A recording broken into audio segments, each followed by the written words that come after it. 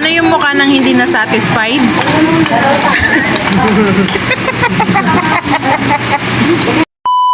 Hey guys! Welcome to Team Belmonte. But for today's video ay hindi ko po kasama si Nolly at si Kylo dahil may pasok po ako sa work. 2 hours break nga po ako ngayon kaya sila ang makakasama ko.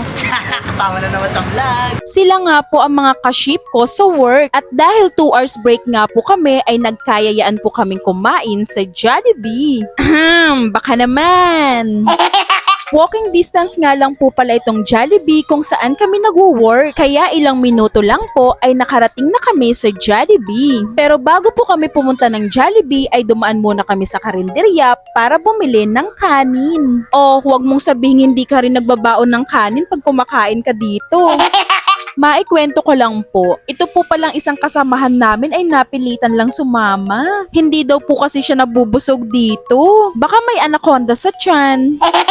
Dahil nga po sa kanya kaya kami bumili ng maraming kanin. Buong akala po namin magiging masaya na siya. Ang kaso nabitin naman siya sa ulam. Habang kumakain nga po siya ay dada siya ng dada.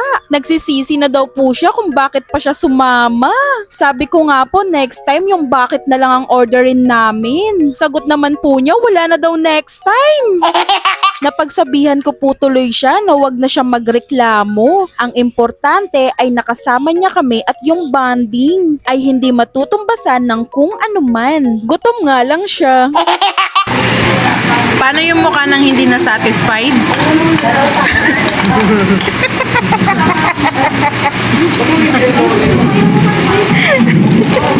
Nagsisi. Sad yarn. Hindi mo parang kayo lang yung masaya, no?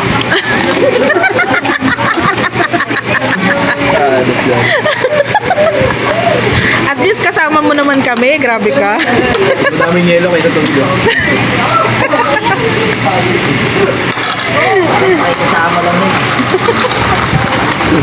Malapit na yung labor. Busog na busog kami dito guys, maliban nga lang sa kanya. Natawa nga po ako dito sa kanya. Paano naman po kasi, ubos na lahat ng pagkain niya, nakasimangot pa din. Hindi na nga ako nabusog, pinagbuwan sa ako. Ayan. May sinasabi ka? Oo. Hindi na nga ako nabusog, pinagbuwan pa ako, pinututan pa ako. Akala ko guys, tapos na po yung pagrereklamo niya. Aabutin pa ata to hanggang sa pag-out namin sa work. O siya, hanggang dito na lang po muna. Bye!